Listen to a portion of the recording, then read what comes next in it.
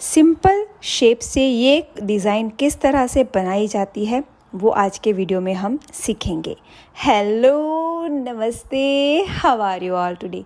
पिछले 2 वीडियो में हमने सीखा कि हम शेप्स का इस्तेमाल करके किस तरह से ट्रेडिशनल डिज़ाइन बना सकते हैं।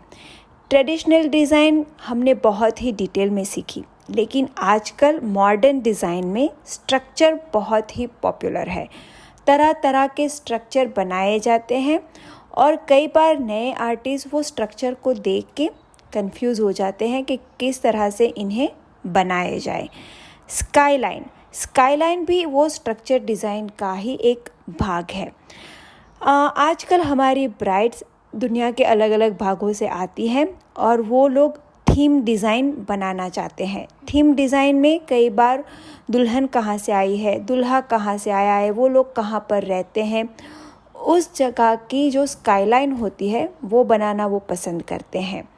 और नए आर्टिस्ट वो स्काईलाइन को लेके बहुत ही कंफ्यूज हो जाते हैं कि किस तरह से हम उन्हें बनाएं। बेसिक फाउंडेशन हम भूल जाते हैं कि स्काईलाइन और स्ट्रक्चर जो भी है वो सिंपल शेप से ही बनते हैं। अगर हम किसी भी स्ट्रक्चर को सिंपल फॉर्म में, सिंपल शेप्स में कन्वर्ट कर लेते हैं तो वो बनाने बहुत ही आसान हो जाते हैं।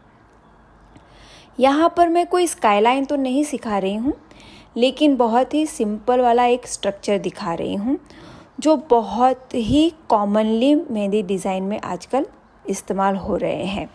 कई बार ऐसे स्ट्रक्चर के अंदर पिकॉक को बिठाया जाता है, दिए को बिठाया जाता है, या तो ब्राइडल जो शादी के जो भी एलिमेंट होते हैं जैसे कि गठबंधन, कलश, स्वस्तिक, उस तरह के अलग अलग एलिमेंट को इस तरह के स्ट्रक्चर में बिठाया जाता है।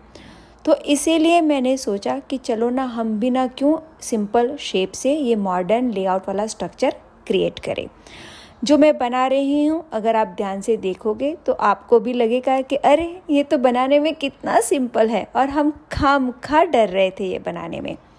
स्क्वायर, रेक्टेंगल स्ट्रक्चर, उसके ऊपर सेमी सर्कल या तो डोम शेप का जो हम लीफ बनाते हैं वो उसके ऊपर आता है। तो ये हो गया हमारा बहुत ही बेसिक स्ट्रक्चर। अब आप इसके साथ जो भी एक्सपेरिमेंट करना चाहो, उसके ऊपर आप फ्लैग बना सकते हो, डॉट की डिज़ाइन बना सकते हो, और अंदर जैसे मैंने कहा आप जो चाहे वो एलिमेंट से उसको फिल कर सकते हो। दरवाजे, खिड़की, स्तंभ, अगर ये सब कुछ भी बनाना है तो यहाँ पर मैंने बहुत ही सिंपल शेप से दरवाजे और खिड़कियाँ बनाई है।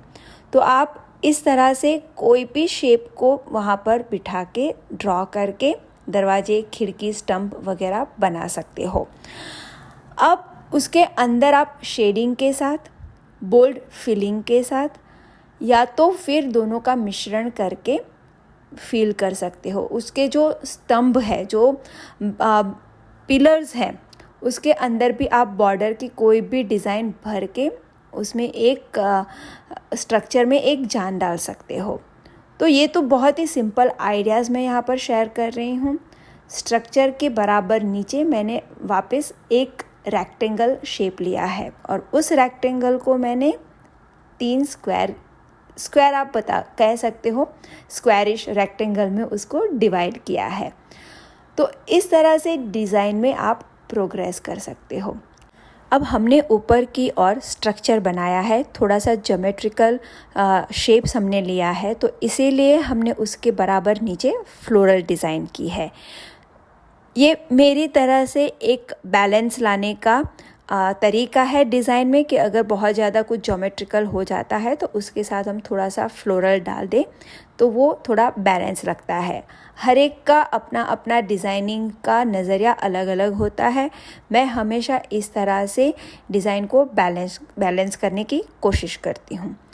अब उस रेक्टेंगल के बराबर नीचे मैंने एक ट्रायंगल शेप लिया है।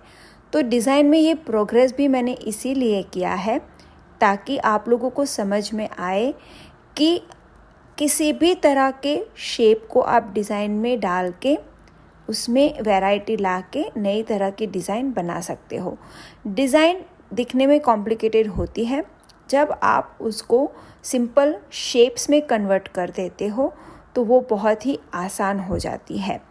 तो यहाँ पर मैंने जो ट्रायंगल एरिया भी लिया है उसमें मैंने उसी तरह के बॉर्डर वगैरह का इस्तेमाल किया है और फिर मैंने इस डिज़ाइन को एक डैंगलिंग दिया है स्क्वायर का और उसके अंदर मैंने एलिफेंट बनाया है।